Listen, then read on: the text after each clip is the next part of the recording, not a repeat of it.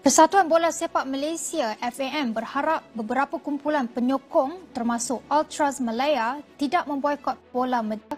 Ekor harimau Malaya itu diharap memikirkan semula tindakan mereka demi kebaikan bola sepak Malaysia.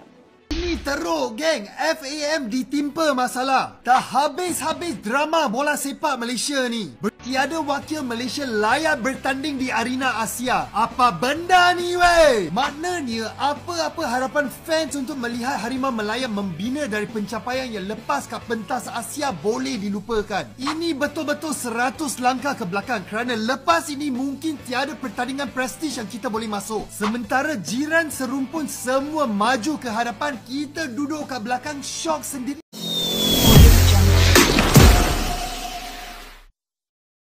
Ultras Malaya teriak bubarkan FAM, tersingkir di GBK, Malaysia U23 dipermalukan, omong kosong federasi, nol besar hasilnya, bukan karena politik, bukan pula karena ekonomi, tapi karena satu hal yang selalu bisa menyatukan emosi rakyat, sepak bola. Di Stadion Gelora Bung Karno, malam kemarin mimpi Malaysia U23 resmi dikubur hidup-hidup oleh Timnas Muda Indonesia. Dan bukan hanya dikubur tapi dikasih nisan, dibacakan doa, lalu ditertawakan puluhan ribu penonton. Sementara di sisi lain, pelatih Malaysia Mohamed Nafuzi Zain duduk tertunduk, matanya basah, tangannya gemetar. Tangisan itu ironisnya jadi simbol kegagalan total sepak bola negeri jiran. Mereka datang dengan sesumbar, dengan jargon Harimau Malaya Muda, dengan percaya diri setinggi langit bahwa Deja Vu 2010 akan terulang. Tapi kenyataan tak kenal nostalgia.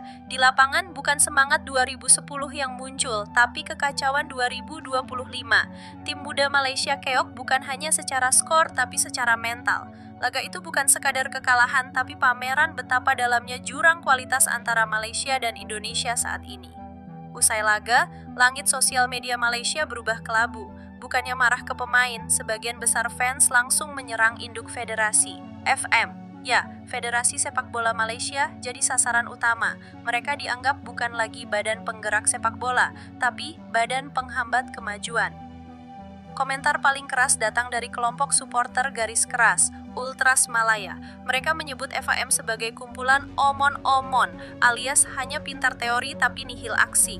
Bayangkan, federasi yang tiap tahun buat seminar sepak bola, webinar strategi, dan workshop kepelatihan, giliran timnya main di lapangan zonk, nol besar. Ultras Malaya menyindir tajam.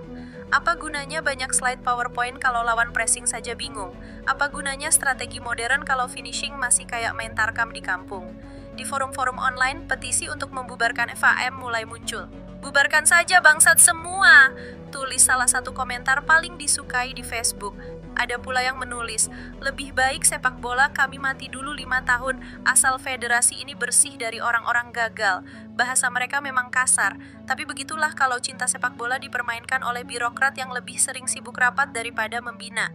Sementara itu, publik Indonesia berpesta. Kemenangan atas Malaysia bukan hanya tiket ke semifinal, tapi bukti bahwa Garuda Muda sudah terbang lebih tinggi. Mereka tak lagi jadi bulan-bulanan media ASEAN seperti dulu. Kini, justru media Malaysia yang menulis dengan getir, Indonesia kian superior, Malaysia kian inferior. Sebuah ironi pahit dari rival abadi. Tak hanya soal kualitas tim, FAM juga diserang karena dianggap hanya jago mencari sensasi. Beberapa fans Malaysia mengungkit proyek naturalisasi yang kacau, pelatih-pelatih yang diganti seenaknya, hingga event launching jersey yang lebih meriah daripada performa di lapangan, kata salah satu akun X dengan sinis. FAM itu bisa jadi IO bagus, tapi federasi bola, lupakan saja. Lebih dari 3 dekade, Malaysia mencoba mengejar bayang-bayang dominasi sepak bola Asia Tenggara, tapi nyatanya yang dikejar makin menjauh. Kini, bukan hanya Vietnam yang jauh di depan, bahkan Indonesia yang dulu dianggap adik kecil pun sudah menyalip dengan angkuhnya. Dan mereka menyalip di GBK, kandang sendiri, di hadapan kamera, di tengah nyanyian ribuan supporter yang mengejek, "Mana harimaunya?" Tangisan pelatih Mohamed Nafuzi Zain itu menyiratkan lebih dari sekadar kekecewaan.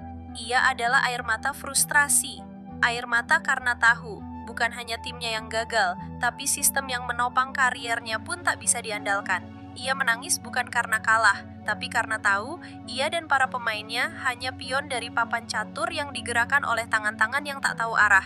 Pertanyaannya sekarang, sampai kapan FAM terus jadi bahan cemooh? Berapa kali lagi harus kalah sebelum mereka sadar bahwa sepak bola tak bisa dibangun dari lobi hotel, tapi dari lapangan-lapangan sempit di kampung dan sekolah, dan berapa banyak air mata pelatih dan pemain yang harus tumpah sebelum ada reformasi nyata. Sementara itu, Indonesia melenggang ke semifinal dengan kepala tegak, tanpa banyak teori, tanpa slogan kosong. Mereka bicara lewat aksi, lewat pressing agresif, lewat taktik efektif, dan lewat satu hal yang tak bisa dibeli fam, mental juara.